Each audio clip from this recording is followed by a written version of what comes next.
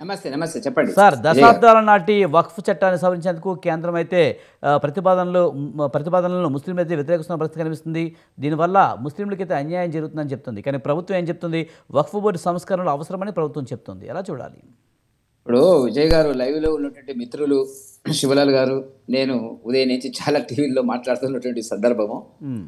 ఒకటి మీరు అడిగిన ప్రశ్న అనేటువంటిది కొంత జాగ్రత్తగా మనం చెప్పవలసినటువంటి అవసరం ఉంది. ఎందుకంటే వక్ఫ్ బోర్డు చట్ట సవరణ అనేటువంటిది అనగానే భారతీయ జనతా పార్టీ మైనార్టీలకు వ్యతిరేకంగా నిర్ణయాలు చేస్తుంది అనేటువంటి ఒక ప్రచారాన్ని అనేటువంటిది ముఖ్యంగా ఎన్డీఏ గ్రూప్లో ఉండేటువంటి ఇండి గ్రూప్లో ఉండేటువంటి పార్టీలు అసదుద్దీన్ ఓవైసీ గారు మన హైదరాబాద్ పార్లమెంటు సభ్యులు చేయడం అనేటువంటిది అవాస్తవం అని చెప్పి నేను చెప్తున్నాను. దీనికి ఒక చరిత్ర ఉంది. గతంలో బ్రిటిష్ వాళ్ళు పాలించినప్పుడు దీనికి సంబంధించినటువంటి పర్యవసానం ఏంది, దీని ప్రభావం ఏంది, దీన్ని చాలా నష్టం కలగజేస్తుంది భవిష్యత్తులో అనేటువంటిది ఆనాడు బ్రిటిష్ జ్యూరీ అంటే ఆ కోర్టు కొంత ఆలోచన చేసినప్పటికీ అనేక కారణాలతో దాన్ని అమలు చేయకుండా వెళ్ళినటువంటి సందర్భం మనం చూస్తున్నాం. 1923లో ఈ చట్టం రావడం జరిగింది. సరే, ఏదైతేనేమి స్వాతంత్రం వచ్చిన తర్వాత జవహర్లాల్ నెహ్రూ ప్రధానమంత్రిగా ఉన్నప్పుడు 1954లో మొట్టమొదటిసారిగా ఒక సమగ్రమైనటువంటి చట్టాన్ని తీసుకురావడం అనేటువంటిది జరిగిన మాట వాస్తవం. ఇది 1954లో నెహ్రూ గారు తెచ్చినటువంటి ముస్లిం మైనారిటీ సంతృప్తీకరణ విధానాలలో ఇది ఒక కీలకమైనటువంటిది అని చెప్పి మనం అక్కడి నుంచి ఇక్కడ దాకా గమనిస్తున్నటువంటిది. సరే, వారికి ఉండేటువంటి ఒక ప్రత్యేక అభిమానం ఉంటే ఉండొచ్చు.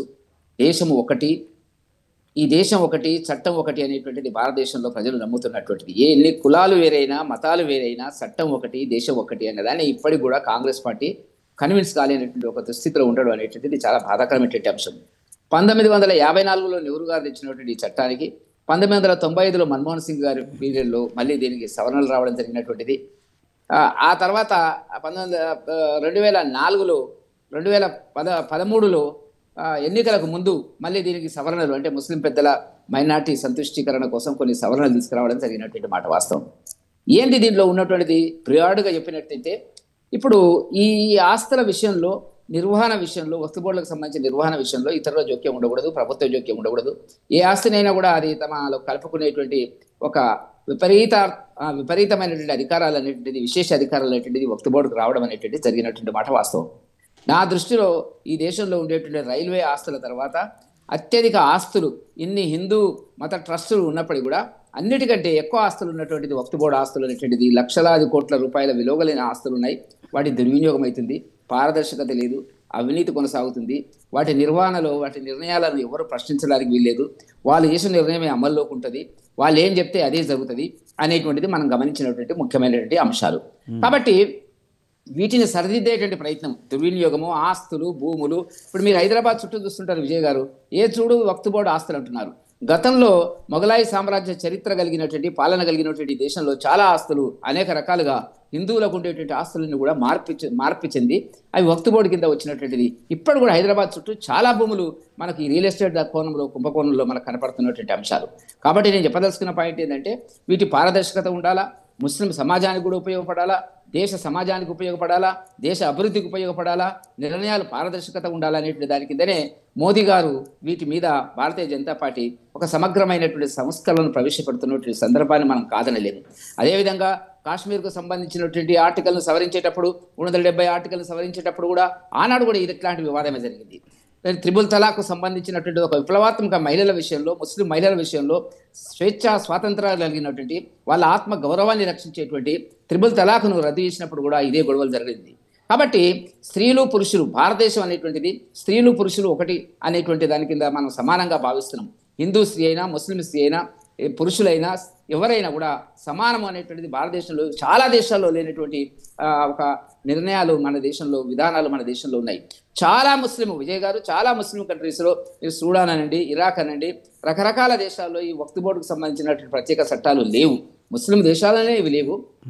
కాబట్టి వీటిని దుర్వినియోగం చేసి ఒక రియల్ ఎస్టేట్ మాఫియా కింద మార్చి. కానీ వెంకటరెడ్డి గారు, ముఖ్యంగా ముస్లింలు ఎక్కువగా అబ్జెక్షన్ పెడుతున్నారు అంటే ఈ ప్రతిపాదిత సవరణలో వక్ఫ్ బోర్డు ఏర్పాటులో ముస్లిమేతరులను నియమించడం అనేది వాళ్ళు ఒప్పుకోవడం లేదు. దాన్ని ఎలా చూస్తారు మరి? ఇప్పుడు సవరణలు అమిత్ షా గారు పార్లమెంట్ లో ప్రవేశపెట్టడం, ఆ లోకసభలోను రాజ్యసభలోను ప్రవేశపెట్టడం జరిగింది, మీకు అందరికీ తెలిసిందే. అనేక రకాల వ్యతిరేకత వచ్చినప్పుడు కూడా రాజ్యసభలో ఈ బిల్లును ఆమోదించడం జరిగింది. వచ్చే మాసంలో వచ్చేటువంటి లోకసభలో దీని బిల్లు మీద చర్చ జరుగుతుంది. చాలా స్పష్టంగా అమిత్ షా గారు చెప్పారు ఏమని, దీనికి సంబంధించి ఇప్పుడు చాలా మంది ఏమంటున్నారు, ఇప్పుడు మీరు చెప్పినటువంటి వ్యాఖ్యానంలో, ప్రారంభ వ్యాఖ్యానంలో కూడా హిందూ ట్రస్టులకు సంబంధించి మరి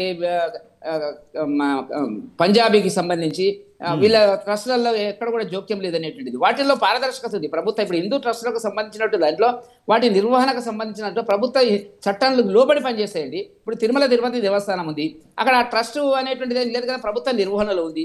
శ్రీశైలం ఉంది, యాదగిరి లక్ష్మీనరసింహస్వామి ఉంది, కాశీ ఉంది, రకరకాల అన్ని కూడా ప్రభుత్వ నియంత్రణలో ఉన్నాయి. ప్రభుత్వం నిర్ణయం చేయగలుగుతుంది, ప్రభుత్వం జోక్యం చేసుకోగలుగుతుంది.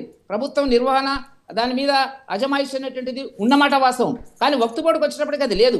కాబట్టి ఒక వర్గానికి, ఒక మతాన్ని ఎవరిని ద్వేషించడం కాదు, ఎవరిని అవమానపరచడం కాదు, వాటన్నిటి కూడా సంతుష్టీకరణ అనేటువంటి విధానం కింద కాంగ్రెస్ అనుసరిస్తున్నటువంటి విధానాల్లో లోపాలను వాళ్ళు ఇవాళ చాలా బాధపడిపోతున్నారు. కానీ భారత ప్రజలు ఇప్పుడు ఆర్టికల్ మనకు కాశ్మీర్ సంబంధించినటువంటి దాంట్లో కూడా ఇవే సమస్యలు వచ్చినాయి. ఆనాడు 90% ప్రజలు దాన్ని మద్దతు పలకడం జరిగినటువంటిది. కాంగ్రెస్ అబాసుపాలైంది ఆ రోజున పార్లమెంట్ లో చర్చ జరుగుతున్నప్పుడు. అందుచేత నేను చెప్తున్నటువంటిది ఏంటంటే, విలువైనటువంటి లక్షలాది కోట్ల విలువైనటువంటి ఆస్తుల నిర్వహణలో అధికారుల జోక్యం ఉంటుంది, ప్రభుత్వ జోక్యం ఉంటుంది. ముస్లిం మహిళలు ఇంతవరకు ఏంటంటే పురుషులు మాత్రమే సభ్యులు ఉంటారు, స్త్రీలు ఉండరు. కాబట్టి ముస్లిం స్త్రీలు కూడా దాంట్లో నిర్వహణలో భాగస్వామ్యం అవుతారు. కాబట్టి ఆ రకంగా దీన్ని ప్రజాస్వామ్య స్ఫూర్తి లోపల మతపరంగా కాకుండా ఒక ఆస్తి అనేటువంటిది, విలువైన ఆస్తులు అనేటువంటిది దేశ ప్రయోజనాలకు ఉపయోగపడాలా, లేకపోతే ఆ వస్తువుకు సంబంధించినటువంటి లక్ష్యం కోసం ఉపయోగపడాలనేటువంటిది భారతీయ జనతా పార్టీ భావిస్తున్నటువంటి సందర్భము. ఏమైనా సవరణలు ఉన్నట్టయితే మీరు ఏం చెప్పదలుచుకున్నారో చెప్పాలనేటువంటిది నేను చెప్పడం కాదు, నేనేం బాధ్యని కాదు. మనకు గత సమావేశంలో రాజ్యసభలో, లోకసభలో జరిగినటువంటి చర్చలు అమిత్ షా హోంమంత్రి గారు చాలా స్పష్టంగా చెప్పడం జరిగింది. చెప్పండి ఏం సవరణలు, దాన్ని ముట్టుకోకూడదు, దాన్ని ఆలోచించకూడదు, మీకు హక్కు లేదు, మీరెవరు అనేటువంటి వితండవాదం అనేటువంటిది దేశంలో మెజారిటీ ప్రజలు అంగీకరించడం లేదు.